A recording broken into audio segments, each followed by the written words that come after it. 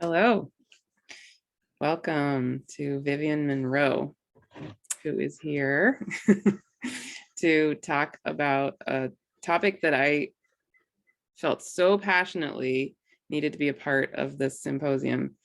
And that topic is the dark goddess.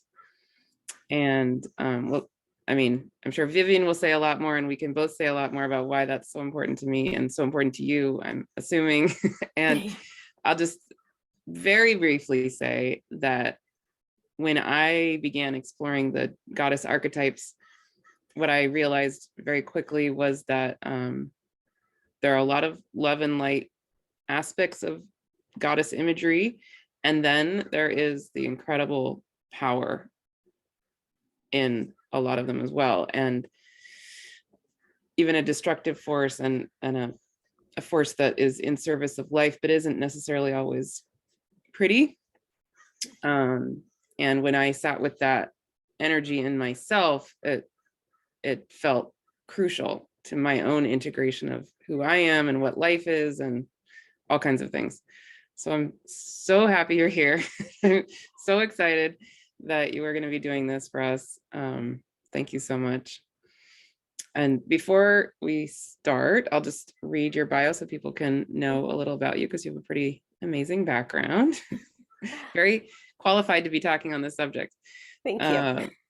So Vivien Monroe, Ph.D., is an author, educator, and priestess of the divine feminine. She integrates her training as a priestess and gifts as an intuitive and a channel with decades of study of spirituality, mysticism, and personal growth. She is passionate about helping women to tap into greater reservoirs of inner power, to honor their intuitive wisdom, and unapologetically live life on their own terms. Vivien founded the Women's Mystery School because she believes that knowledge is power, and that through the mentorship of women leaders, visionaries, and healers, women can embark on a path of spiritual emancipation and empowerment. The school offers community, resources, and wisdom teachings to encourage and support women in crafting their own spiritual path that is aligned with their soul and empowers them to unleash themselves in a life of their own creation. Yes. Yeah, giving me Thank chills. you. Me too. Every time I hear that. Yeah. Thank you so much for creating the symposium and bringing together such an amazing group of wisdom keepers. It's really phenomenal. And what you are offering to all those who get to partake in this is a huge gift, and I believe will facilitate a lot of healing for many people. So thank you for doing this. So important. Thank you. Well, Wonderful. I have some slides to share because I Yeah. love supplementing with visuals because some of us, visuals can speak more deeply and it enters our deeper subconscious faster than words. So I'm going to share some images.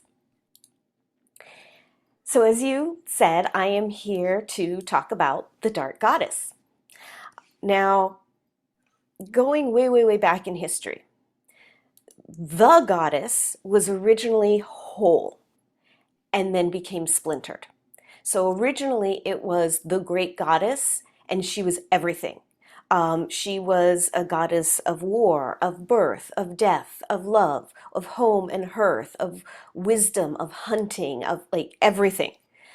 And then with the, I don't know, arrival of patriarchy and the combining of different beliefs and traditions and practices, the goddess got broken apart into pieces.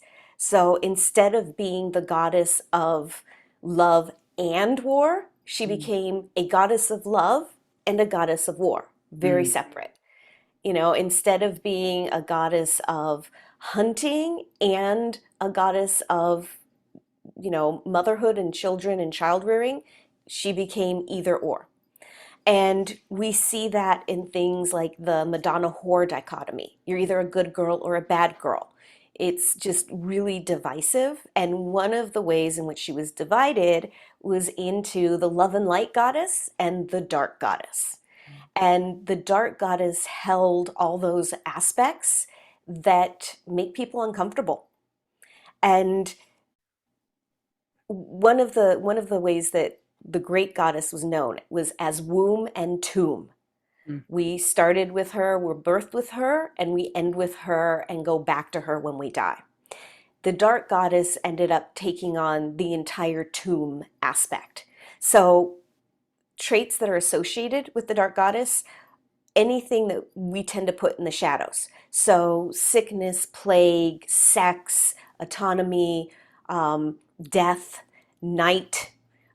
Animals that are associated with her are usually more like night, death, scary animals. So carrion birds, owls, crows, serpents, snakes, all of that sort of lives in her realm. And another aspect of the dark goddess is that she gets angry. And this anger is a huge point of discomfort, not just in the form of the divine feminine, but in real human women too. Mm. So as the goddess gets fractured into like either or, that ends up trickling down to us. Like we are a good girl or a bad girl. Mhm. And the anger piece is something that makes a lot of people uncomfortable because we tend to encourage women to be pretty, polite, and pleasing. Mm. So take care of everyone, don't rock the boat, don't get angry, that's scary.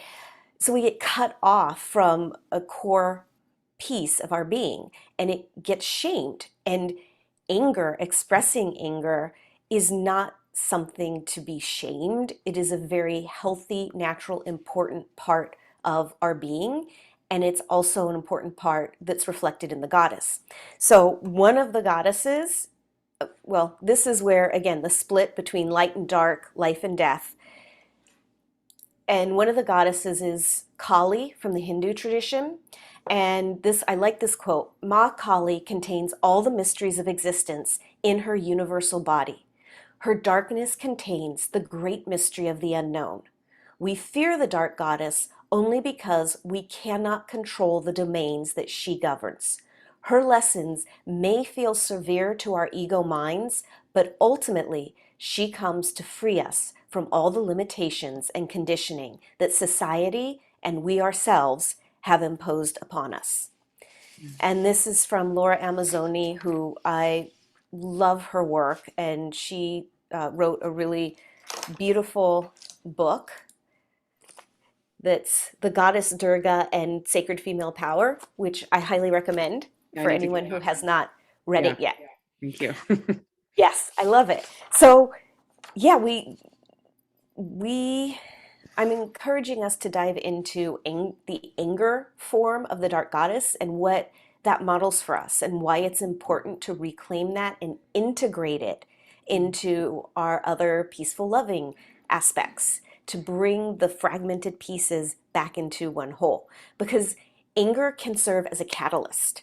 When we get really angry about something, that's when change happens. Mm. Anger is a boundary that says, no, no more. This is not right. This is not justice. This is exploitation. This is harming. This is whatever. And so anger is usually the first phase of any change, is we get angry about it. And that fuels action. So I'm curious, Martha, about what are your connections with anger and the dark goddess and just like the touch point that comes up when we talk about angry women. Um, for me personally, what comes up is um my own sense of myself as the feminine, and uh it's a longer story, but essentially when I went deep inside and did my own kind of inner work to find my feminine and find my masculine, what I discovered in me, in myself, is that my feminine energy, what I associate with my feminine energy, well, sorry, I'll say, I expected to find a pretty shadow filled masculine, because our world is filled with a lot of shadowy masculine energy. Hmm. But what I discovered in me personally was actually the opposite. It was a very clear, clean, wise, compassionate masculine energy in me, and then this powerful, quote unquote, sort of dark not dark, again, not in a bad sense, in a unbelievably powerful, life-giving and um life-affirming way, but also with the intense ability to cut things off too, like Hmm. um so yeah, I could say so much more, but I the way that comes up for me in my own personal life is, like mama bear instincts. Like I have two kids, right? So like, you're going to put them in danger. Oh no, you're not. That is not happening. Yeah. Or I used to work for child protective services. So again, like, you're going to rape your child. No, oh no, you're not. Yeah. We're done. Period. The end. Right. Yeah. That's part of how it comes out in my own life. And again, so it's in service of good. Yes. And for me to have reclaimed that it's just been really important for me. But and again, I could say so much more, but Yes. that's a Yeah. gist. And I know that all of us have that anger aspect where a boundary has been crossed or overstepped or someone's been hurt, and it just flips that switch of no, Hmm. done. Hmm. And that's important. And I love to look at the different goddesses to see what they're modeling for us because they can model both healthy and toxic ways to show up, Yeah. and that we're all of it. We're not just one. We're not either or. We are and. Yes. We can be all of it, and it's a lot healthier for our psychology and our spirituality if we are all of it and don't go, to an extreme and stay there. So one of the goddesses, one of the stories that I enjoy is Sekhmet. Mm. So let me she is an ancient Egyptian goddess, and she's one of the oldest in the pantheon. These statues here were made around 1300 BC, and she was already firmly entrenched in the beliefs and traditions. So she's very old. And she's also connected with two other goddesses, Hathor and Bast. And Hathor is the goddess of joy, of motherhood, of love. She looked after all women. She was the goddess of music and dancing. So she was this, very nice, pleasant goddess. And she wore a sun disk on her head, which you see with Sekhmet. And hers were held in cow horns. But she had another side to her, which is where Sekhmet comes in, who is known as the Eye of Ra, which is the destructive sun goddess. So the Egyptians knew that the sun can bring forth life. It grows our crops and plants and flowers and everything that we need to sustain ourselves. And the desert sun can also kill. Mm. So there's that holding of it can bring life and it can bring death. Now, Sekhmet's name means she who is powerful or one who loves Ma'at. And Ma'at was the goddess of justice and Mm. balance. So again, we have anger tapping in with a sense of justice. So Sekhmet's story is that the god Ra was really mad at humanity.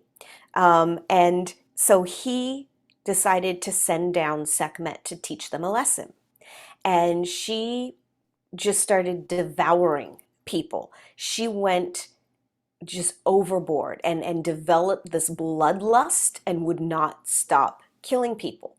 And Ra got really nervous about that. So he had some uh, helpers of his create this alcoholic brew and dyed it red so it looked like blood, and then poured it all along the field so that she would come and drink it up, thinking it was blood.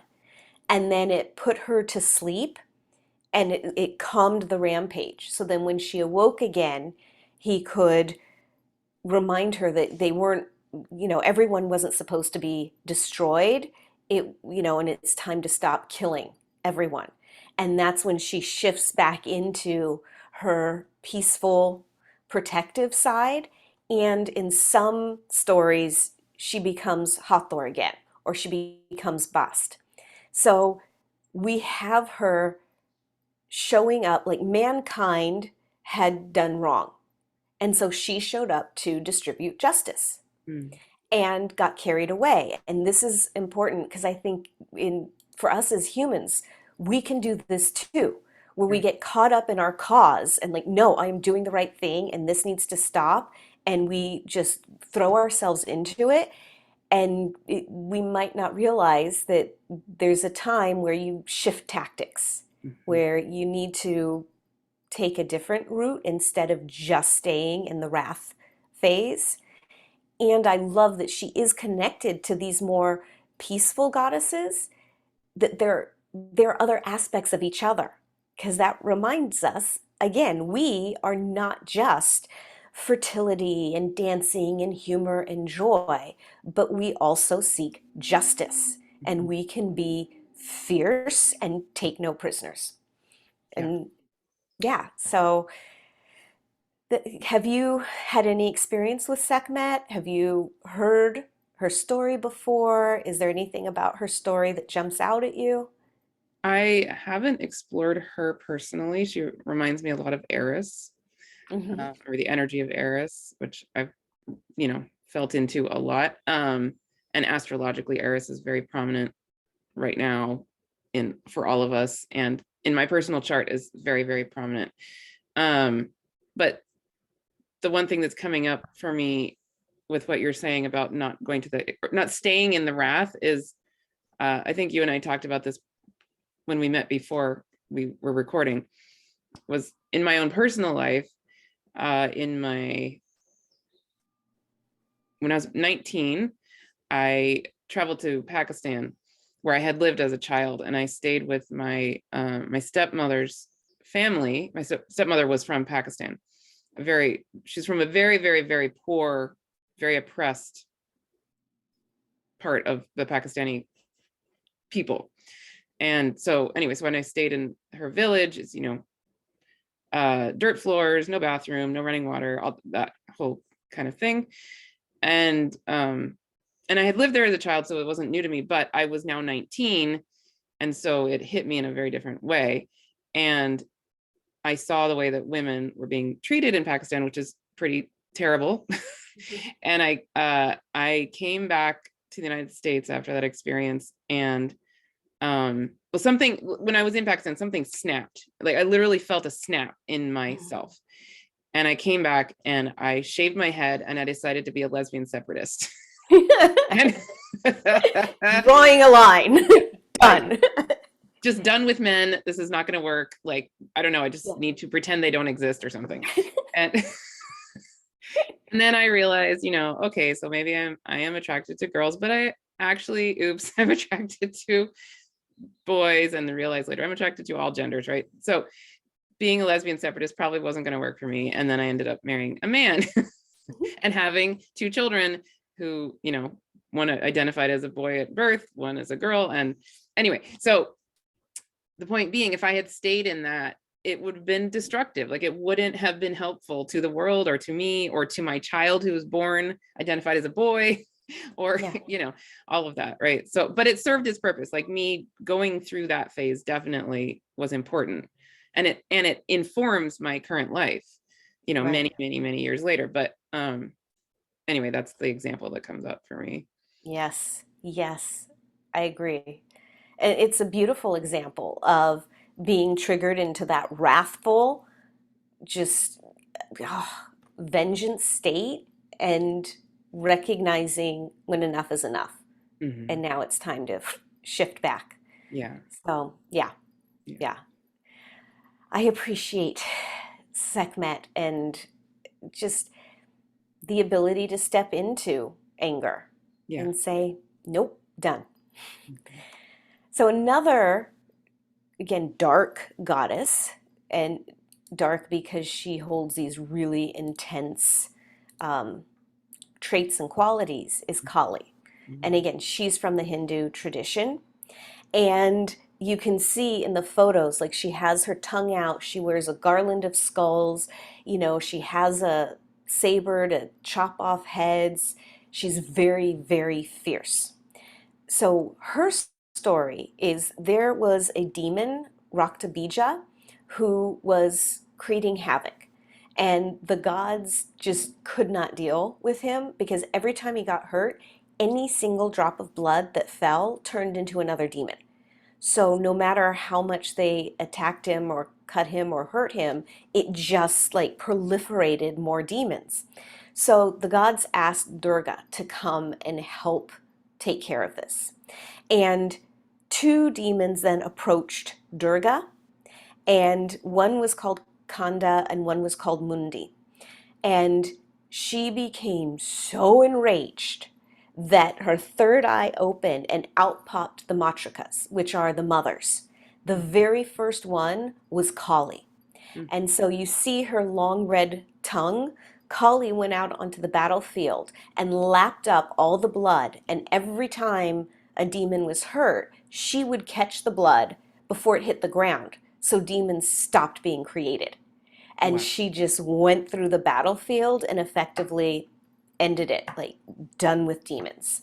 Mm. So here again is an example of anger turning into action, which brings justice. So the demons had gotten out of hand, out of control, too many, and she's the one that comes in and is like, nope, like gotta cut this back, too many, too much, done. And yeah, it's important, and she holds so much rich symbolism that it's so much more than just that, with how she, and again, like her body is either black or really dark blue, which can be seen as a representation of time. She Mm. is that from where time is birthed and comes from. Mm. She's infinity. She is that dark, fertile void. So dark goddesses a lot of times are also known as chthonic goddesses, and chthonic means of the underworld. And I immediately think of deep, rich, fertile soil and going down underneath, and it's back to an origin point in some cases. And Kali is also associated with all the taboo things that are involved with Hinduism, including anything related to sex and sexuality. And so Kali's a big figure in tantric communities, and she, by some, she's viewed as very dangerous and unsavory because she embraces all of these shadow aspects that we try to deny, suppress, force away. And she models that and holds it. And she's referred to as Ma Kali. Ma means mother. Because just as she is really fierce, she is also a nurturing mother. She's a Mm. protective mother. So at the very beginning, you talked about having your fierce mama bear come out, that anything approaches your children and any threat, it's like, no, you will not. And just come in front of them and like you're their protection, you're the boundary, you're like, this is not happening. And she does that for us. So for me, Kali really represents the mother rage, and not just mother as in like mother of physical children, but mother as she who nurtures, she who guides, she who teaches. And sometimes we need teaching and nurturing in really fierce ways. And the fierceness is not about, if she's fierce with you, it's not about because you're unworthy or because there's something bad about you or because you inherently need to be punished, but it's a fierceness born of love, born of loving you, born of fighting for your best interest, even when you don't know or don't think that that's your best interest. And she comes in and says no. So she's very fierce and contains that energy of Durga's rage at these demons and what they were doing. So I love her for so many reasons. And I'm curious, you know, what does that elicit for you and seeing her? Does it, you know, bring up anything? Do you connect at all? What Yeah, I is definitely your connect. experience? Definitely. Um, Again, well, so to not repeat anything I've already said, another set of things I associate with that energy is um, I I think a lot about that energy being like, and correct me if I'm wrong, but you know, when let's say a tree dies in the forest and it decomposes into dirt, that's like a destruction that needs to happen. It's not mean that the tree is decomposing and becoming compost, right? We never think of that as mean. It's needed. Yeah. Um, so there's that. And then, but the thing I did not know that you just mentioned is the association of Kali with the void space. Hmm.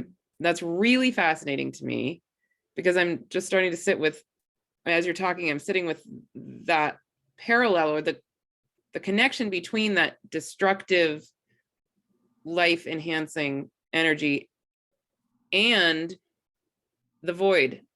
Hmm. Um, in my prayers every day, I get taken through our universe, through like infinite universes, and then I come to this place that's called the membrane of the time-space continuum, and then I pop out of that into what I'm told is the void, right? And so it's this black nothing and everything, but it's just utter peace Hmm. and blackness. Yeah. And I'm told, what I'm told by, you know, the spirit world, when I go there, it's this ultimate space of complete healing, Mm. where it's like things can instantaneously come back to wholeness. And so anyway, I'm just trying to put that all together in myself. That's just fascinating that it's, you know, both, you know, like the image of the tree decaying, turning into Hmm. dirt, the underworld, and the void. They all go together. Yes. Yeah. Which is another example of all of our like splitting apart and compartmentalization is illusory, is an Yes. illusion. Yes. You Yes. know, it's not truth. Like we need that in order to discern differences, in order to be embodied and experience separateness. But that's not the truth. Like there's this underlying foundation of everything being connected. And I love that you brought up the death piece because, yeah, we need death feeds life. We need the decomposition in order for there to be food and fertility for new life to be born. Mm. The two complement each other.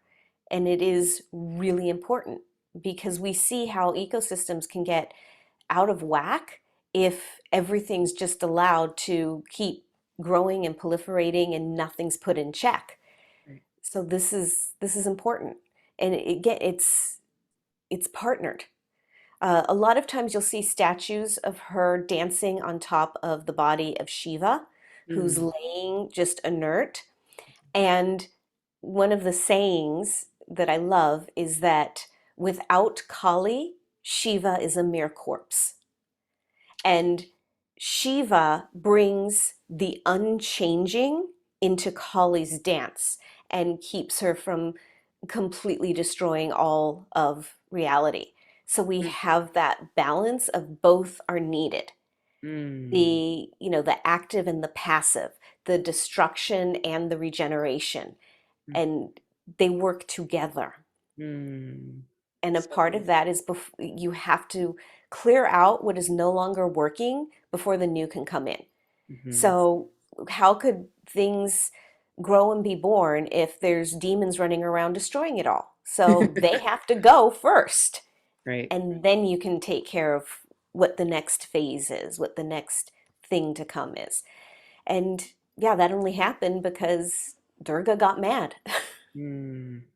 Fascinating. Well, and one other thing I can add, again, when I go into that prayer space in the void, what I'm often told to do is to release, okay, a Mhm. little extreme, but it's the reality for me. So I get taken into that space, and then often I will get exploded into infinite particles. Mm. And what the purpose of that feels like it is again coming back to the ultimate reality of ourselves as the everything and the nothing of infinity, so that the divine can reconfigure ourselves, can reconfigure the particles that we are into whatever manifestation is needed then and there, right? Like, so Yeah.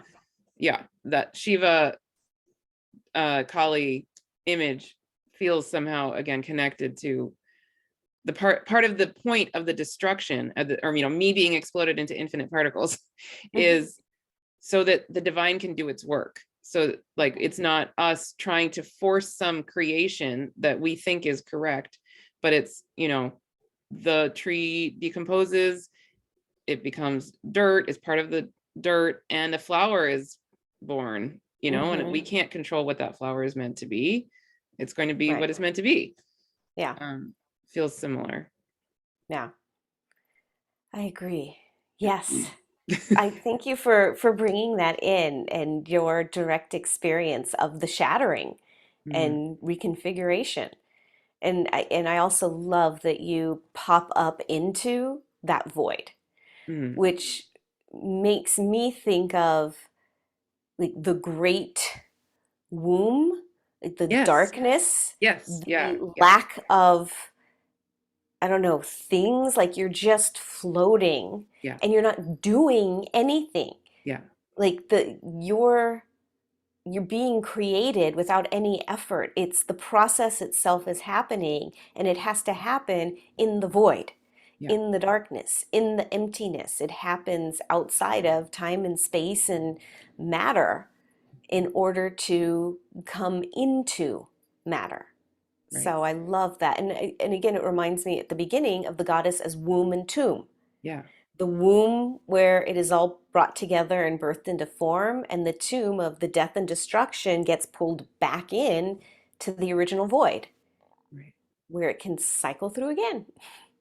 Yeah. And it's fascinating. I'm just realizing the series of books, that I am channeling. The first one is called Living the One Light, right? So obviously, like, I'm very guided to be in communion with the light, yet Hmm. the place that I channel it from is that dark void.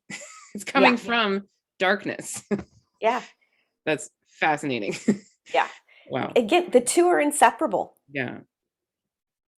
Light emerges from dark. Right. Wow. Fascinating. Yeah, I had love not it. put that together yet. There we go. Ta-da! Yeah. Okay, so I have another set of goddesses who embody wrath and anger.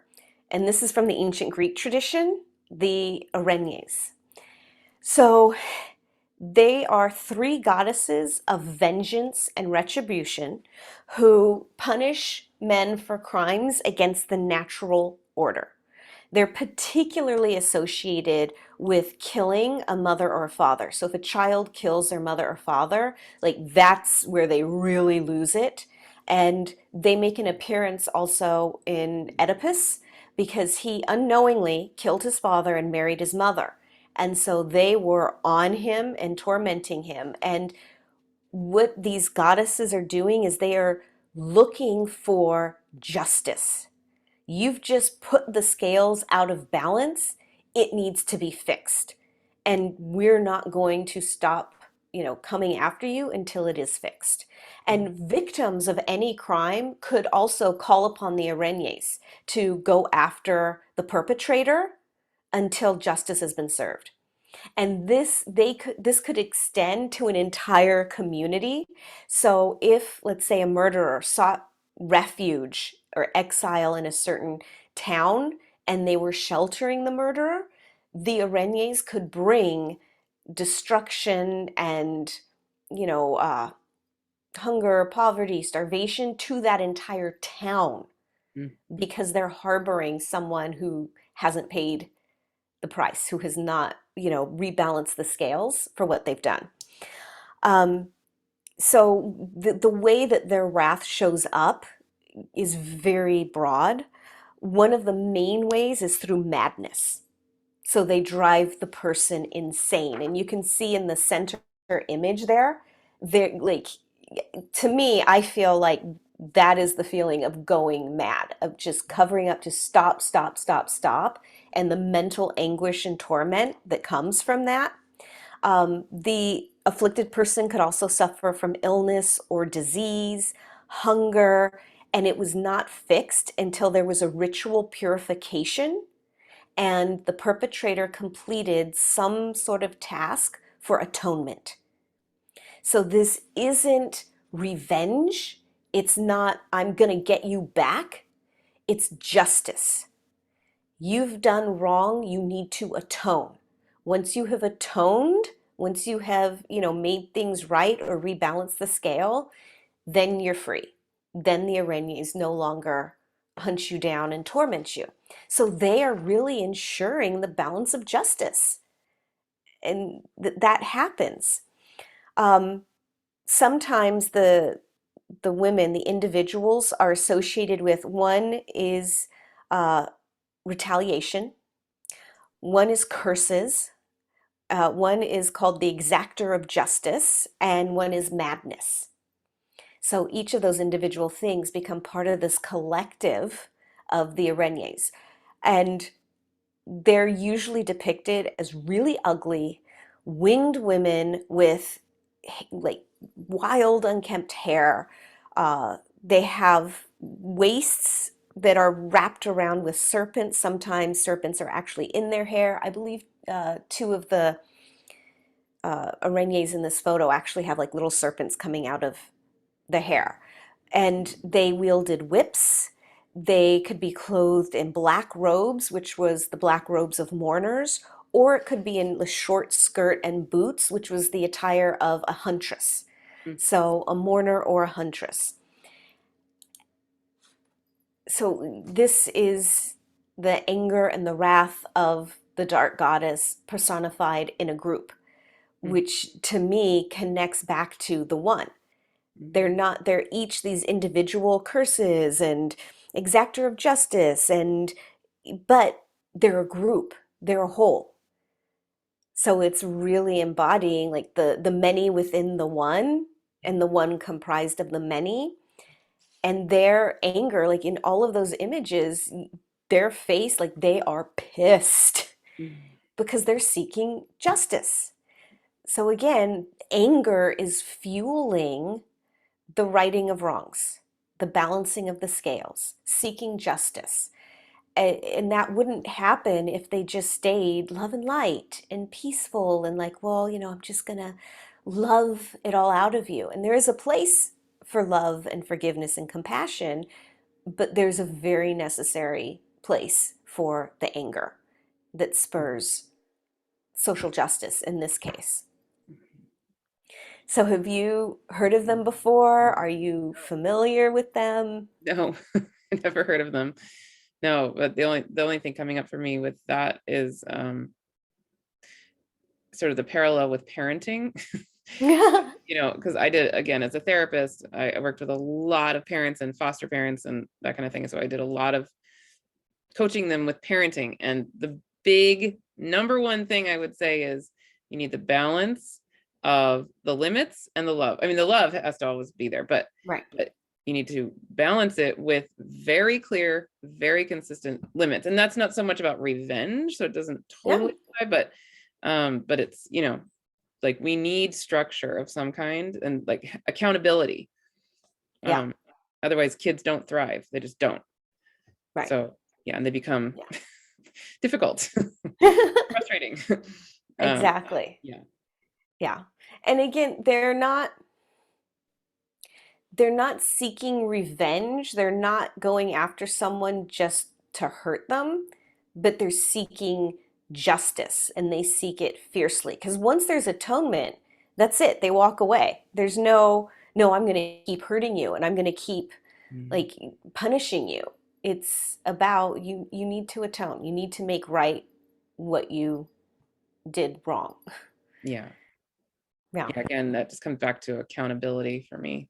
I Yes. wouldn't advocate ever a person being, hurtful, hurtful Yeah. at all, Yeah. at all, at all. It's not what I'm No. saying. Yeah. But just that there's a limit. You cross the limit, come back. There's the limit again. And we're Yeah. going to stick to those limits because that's what's needed to serve life here. Yeah. Exactly. Exactly.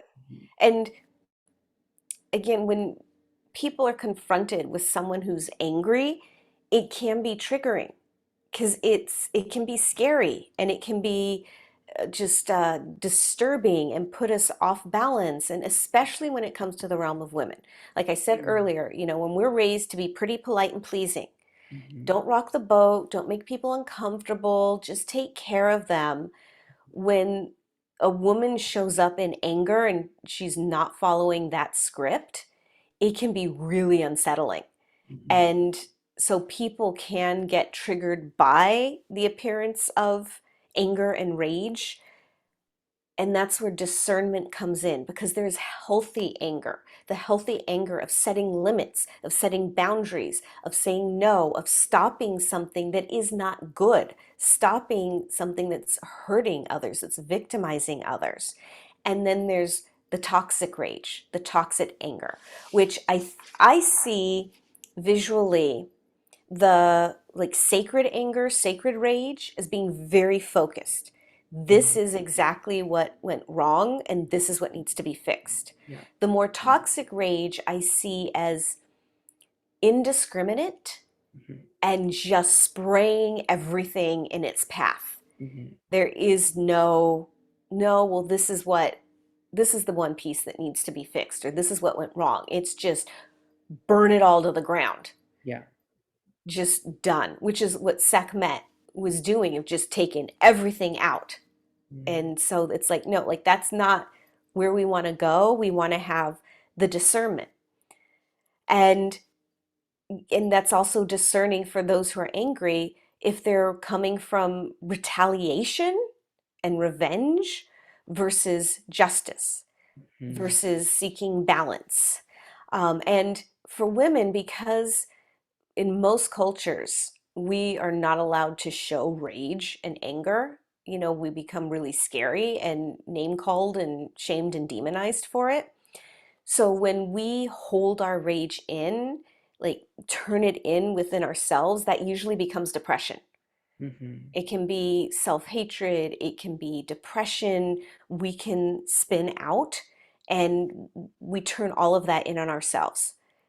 And men, generally, it's more acceptable for them to show anger and rage. And unfortunately, it's one of the few emotions that they have permission to show. So they can be in that all they want and no one bats an eye. But if they show more tender, vulnerable, then they get lashed at as like, well, you're not manly. Whereas women, if they step into the rage and the anger, that's scary. And she immediately, like, everyone's like, nope, stop her, silence her. Like, this is not okay. You need to stay in the nurturing, tender, vulnerable place. So we need a balancing for both masculine and feminine in this aspect of anger and rage. And the dark goddess is one of the ones who holds that for us and shows us that the divine also has anger, the divine has rage, the divine seeks justice, and action comes out of anger. And the important thing is not to stay in the anger, to take the anger and turn it into action. And one of the realizations that I had is, when something like provokes anger in me, if I look deeper, it's because there is something that is really, really precious to me that I love, that I am protecting. And sometimes I get stuck in just the anger piece of, no, like I want to stop this and end this and just destroy this. If I go deeper into the anger and look at what am I protecting? What is it that I so dearly love? Then I can take action on supporting what I love, growing what I love. Beautiful. And I believe it was Mother Teresa who said, don't be like against war, before peace. Mm. It's promoting that which you love and find so important Mm. instead of just going on the war path of destruction. That anger is a sign, it's the flag that, like, okay, a boundary's been crossed, something really important is under threat or has been hurt. So okay, like that wakes me up, that alerts me, and then it's like, okay, now it's time to go deeper. What is the thing that I'm loving and wanting to protect, Mm. and how do I turn my action into growing and supporting what I'm trying to protect? Which, and also holding a boundary. It's not like you don't, take out your sword and say no. But to me, it's really helpful to balance that anger and the no with what is it that I'm protecting, that I'm saying yes to, that I love so dearly, that I'm willing to step into this rage. And again, like with the dark goddesses who are also mother goddesses, they love their children. They want to protect their children. That is what, like, this anger that comes out to attack or defend or set boundaries is. It's actually, anger's actually rooted in love. Mhm. Yeah. And I would say that the children are really a metaphor for life, Mm-hmm. right? Like, again, this doesn't Yeah. apply only to people who happen to have children. Yeah, no. Applies to Yeah. everybody. Yeah. Exactly. Yeah. Causes, for social justice, or to end, racism or LGBTQ discrimination and hatred, to like social economic, like all of that. Those can be our babies. Those causes can be our babies. That I am really, really protective about people having the right to be who they are, to not be punished for how they show up, or who they are, how they identify.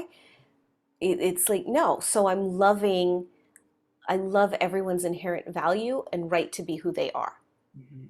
which creates a different approach for me than just hating everyone who's against and trying to attack them. It's like, no, how can I support what I love, and bring in the balance? And the anger is the starting point. The anger is the indicator that something has gone wrong, Yeah. something has been overstepped. So do you have any suggestions for people about, I mean, I love this balancing of the hatred with the love. And my next step would then also be, do you have suggestions for helping people to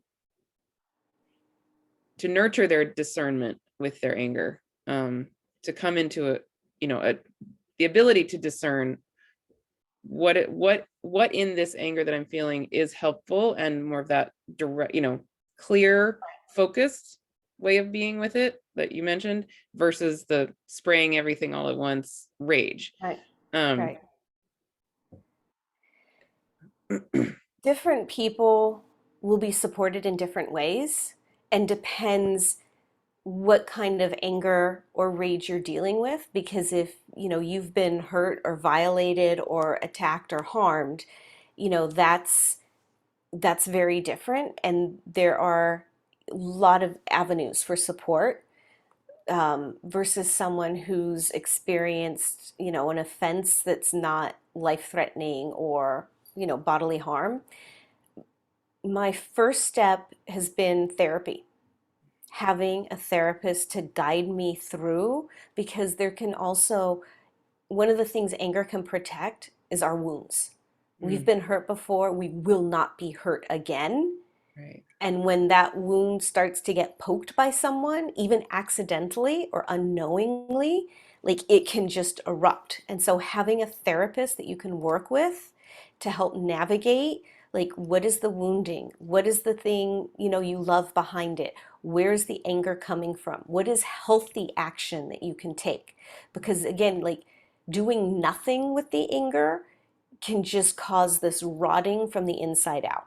Like, it needs resolution. And so deciding what healthy action is for the resolution of anger, for its transmutation, and for healing whatever wound that it also might be protecting. So I'm a really big fan of therapy for that, especially if you're dealing with trauma. Right. Um, then other ways that you can work through it. I love doing ritual and having altars and connecting with the divine. So Mhm. if there's one of the divine feminine aspects, and there's so many more than the three that I've presented here. I mean, we have global representations, the divine feminine and her rage. Um, so I find one that I'm really resonating with, and it might be just I always love her, or it might be situational. That Mhm. no, what she was avenging is exactly what I'm dealing with. And I might set up an altar to her. I might sit and talk to her and say, okay, help me. Like, this is what's happening. How do I deal with it? What is my next step? Help me, help to dissipate the charge or the toxicity and lead me into like the loving boundary setting and fierce action that is healthy and that will rebalance things. Mm. So I'll do that. I'll do conversations with a dark goddess about rage. And sometimes a ritual comes out of that, that I need to do ritual work before I take uh, practical action in the world. And that action might be seeking help from authority. It might be donating money or joining a cause that's fighting for something that I believe in. It might be reporting something, standing up to someone, saying no, saying yes to something that you've been told no about. So there isn't a one size fits all approach, but my big three are really therapy and altar to connect with the divine and ritual to help me process, heal, and discover healthy next steps. Beautiful. Yeah. Love it. And I have a couple quotes because I love my books and my quotes. Yeah. So so again, talking about Kali, or you could say any dark, angry mother, she teaches us the potential path of liberation inherent in our anger. She is a force that cannot be held back. She is unbridled, primal energy. She teaches us to find constructive ways of expressing our anger rather than turning our rage against ourselves and uh, acting out in ways that are self-destructive. Because it's really important that we're not self-destructive. Mhm. And finally, wrath and anger are not totally eliminated on the spiritual path because at times it may be necessary to wield the appearance of wrath in order to rescue, liberate, or protect someone. I So love again, it's that you book, don't, yeah, you don't by the have way. a choice of either you're spiritual or you're angry. It's not either or, it's both. Anger is, it can be a part of the path of spiritual enlightenment. And yet, you know this book? Yeah, both, well, Miranda Shaw's that book, and also the one on the Buddhist and Hindu goddesses. Yeah. Phenomenal books. Yeah. Yes. Yeah. Yes. I love her work. Hmm. Yes. So this this is my one little piece of the Dark Goddess. And again, she contains so much more than just this. And dark is not meant as derogatory or as negative or bad. Dark really refers to, for me, like the chthonic realms. We're going deep into the underworld. And for me, that rich, deep, like underground soil is fertile. That's where things get taken apart so that they can be reborn. Hmm. And the dark goddess contains a lot of what we fear and we try to stay away from. So, sex, sexuality, anger, rage, independence, nonconformity, liberation. It's what rattles things up, what shakes the status quo, which is needed for progress. Absolutely. Thank you so Yeah. much. So powerful. You're Really welcome. key component of all of this. Yes. Yeah, Yeah. And this thank is just the tip of the iceberg. yeah, I know it is. So given that it's just the tip of the iceberg, what, I mean, I read your bio at the beginning, but what could you share with us about what you offer and how people can Mhm. connect with you and anything you Yes. want people to know? Yes. Well, my PhD is in women's spirituality. It is my passion. I love it. And so I founded Women's Mystery School. And in Women's Mystery School is open to all who identify as women, and it's diving into women's mysteries. And the mysteries are blood, birth, sex, and death. Mm, And there's deep connections in there, there's deep wisdoms, there's power, access to our own empowerment, and a lot that needs to be healed there. So I created a school to learn, to teach, to build community so that we can gather again in circles. We can support each other, witness each other, celebrate each other. We can stop the, being set up against each other and this idea of competition and scarcity of resources, and instead celebrate and elevate each other and witness like the messy path of personal growth and healing. It doesn't always look nice and neat and pretty. So I've created a community that teaches spirituality, women's mysteries, specifically women's spirituality. And I have a free gift for everyone who's watching this and who's attending this amazing symposium. It's a download booklet that just gives a little peek into women's mysteries and altars, divinations, ritual. So mm, they can either, you know, scan this QR code, or there's also a link on the symposium page with my bio and where I am, so they can also connect there. And again, they can find the school at womensmysteryschool.org. And Inner Sanctum is a much more intimate community within the school. So Women's Mystery School, you can become a free member, and there's always a free member level. And Inner Sanctum is a paid monthly subscription where you have access and interaction with not just myself, but my faculty members, with other experts, with other community members. And we do a lot more live pieces. So we have circles and seminars and drop-in coaching and all sorts of wonderful events and discounts and programs that aren't accessible to people outside of the program. And there's also an amazing marketplace where I support and highlight magical visionary women healers and entrepreneurs. And mm, they all offer discounts and specials to members of Women's Mystery School. So it's an opportunity to come and dive in and discover diversity and healing and opportunity and learning, and just really open up whole new possibilities. Like you could discover something you didn't even know existed that's exactly what you've been searching for. So mm, this is my offering to those who are experiencing divine disconnect and spiritual angst, to come and check it out and see how the divine feminine can support you. mm. So wonderful. Thank you so much.